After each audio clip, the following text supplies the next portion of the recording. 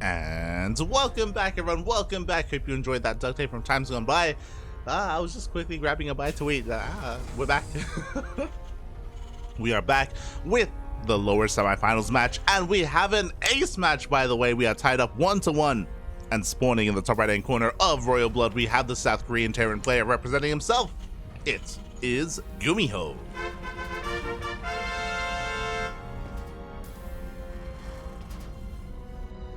And spawning in the bottom left-hand corner, we have as opponent, we have the American Protoss player representing Maturino Esports. It is Astrea. The reigning ESL Masters Summer NA champion.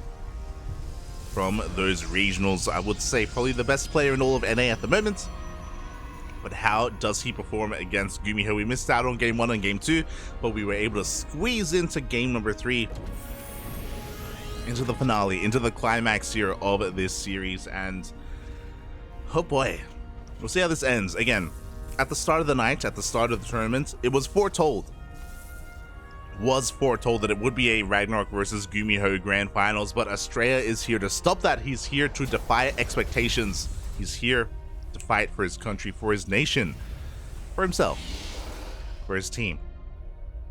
We'll see if he can. We shall see if he can. For the time being, some pretty standard openers.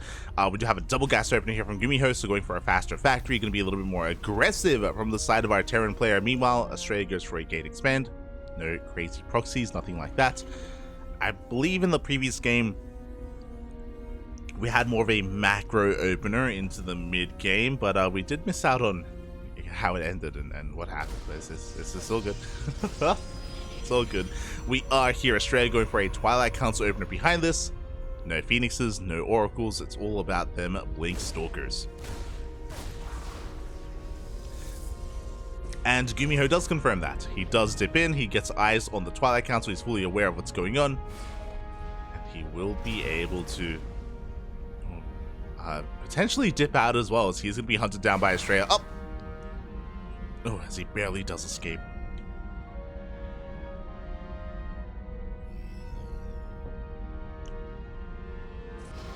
Barely does make it out. And we'll see how aggressive Astrea is going to be with this.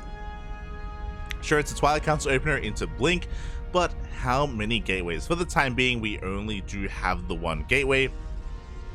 There's the second gate on the way. 2-gate Blink is a very economic opener, and it can lead into a very fast third base. Or we could be a little bit more aggressive instead with a third and a fourth gateway. For now, GuMiho just kind of testing the waters here, trying to figure out what's going on behind this. With his 1-1-1 opener, pretty interesting here. He actually didn't go for an add-on swap. He's been making a lot of Marines. He's got his mines out. He's setting up for a mine drop. He could even move out with Marines as well. He's got options. He has options, as a third gateway is thrown down in the natural, so Astrea is going to be a little bit more aggressive. He can still take a third base behind this, but with a third gateway, he's going to have an abundance of Stalkers to work with just for map control. And here we go, with that reactored barracks, all these Marines are moving out across the map in conjunction with the quadruple mine drop as well. My oh my. This can catch Astrea off guard, by the way. In one fell swoop, we do have a good Stalker count for Astrea, but he's waiting in the main base. GuMiho is diving on forward here. He can even go for that Artosis pylon. Up! As he does a mine drop into the mineral line. One Widow Mine does get taken out. Mine shots are going off. Oh my god, and they do detonate here in the mineral line. They take down almost every single probe, and we can focus fire whatever is left. The Stalkers, they took the mines to the face. The probes as well. 15 probes go down. Ay, ay, ay. And even though this is going to get cleaned up, the damage was so real. Can we get any more Stalkers? GuMiho is trying to squeeze out as much value as he can. He gets one more Stalker. He gets 2. Oh my god. And as the dust does settle, what was the trade looking like here? GuMiho, he killed 15 probes and 6 Stalkers for 8 Marines and 4 Widow Mines.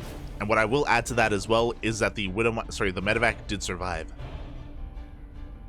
Was almost intercepted by Astrea, but no, the medevac makes it out alive. GuMiho, in a wonderful position here, is now ahead economically, which doesn't really happen too often this early on in TVP.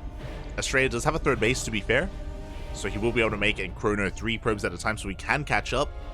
But ideally, he would be, you know, extending his lead. Ooh. As we blink into the main base, Astrea will end up losing, or does snipe the Raven, does lose his observer. So can he deny Stim? He will.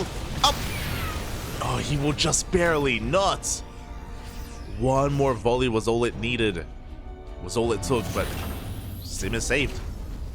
Would not be delayed. And as Astrea gets forced out of the main base because he lost his observer, he won't be able to blink back in. Not anytime soon. Did have some Raven harassed across the map. Astrea, he doesn't have another observer, he doesn't have a sentry, he doesn't have hallucinations. GuMiho is looking solid here on his 2 bases. Meanwhile, Astrea is just cranking out as many probes as he can. Now taking up even further, working towards charge, the gateway explosion. That is going to be 8 gateways in total on 3 bases.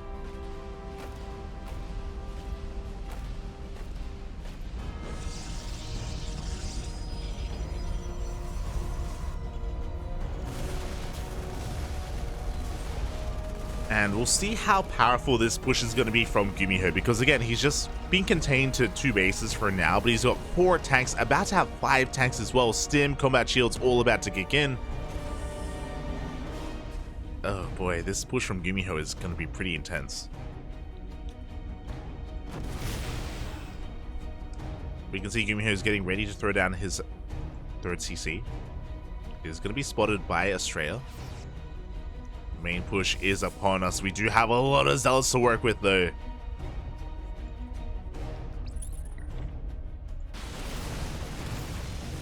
Yeah, the tanks are caught on siege here. The zealots do close the distance. Good kiting coming out from GuMiho, but there's only so much the kiting can really do. A tank goes down, a 2nd tank as well. But the bio army does excel. Sure, we lost 2 tanks, but that was almost every single zealot. We go for another warp in. Is it going to be enough? Oh, it's going to be close. The tanks are target firing the stalkers. The zealots are going down to the marines. It looks like the tank will barely will barely go down. Oh.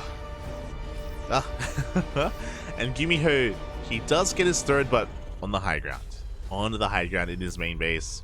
He's attempting to continue his rally, but Astrea barely held on. He reset the tank count. He doesn't have a lot of zealots though. Does have to be careful. So there we go. We have a wave of reinforcements on the way. The aggression is still not stopping. Astrea getting caught out of position. Uh-oh. Alright, we do have a zealot run by going across the map. But GuMiho is now sieged. Do you have the overcharge, but the shield battery does go down. Do we have reinforcements back at home? Only a couple. It looks like Astrea is going to get some counter damage.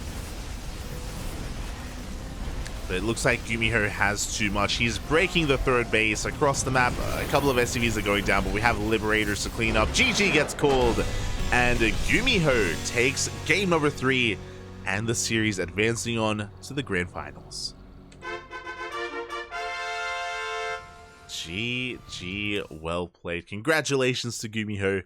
Again, a pretty intense start to the game. If you remember, he did just reactor out so many marines. He used kind of came together here with his mind drop as well. He did so much damage with his first push at the natural base, killing 6 stalkers and 15 probes. That was game-ending damage already at that point. Almost game-ending damage. And Astrea, he kind of had to try to recover from a rough position. Just wasn't able to do so, and now we have our finalists. Shout out to Astrea for forcing the ace match. You know, really impressive that he was able to at least go to the ace match, go to game 3 against GuMiho. but wasn't enough in the end. And that means we have our grand finals. We have our finals that we are getting ready for. It is going to be a ZVT.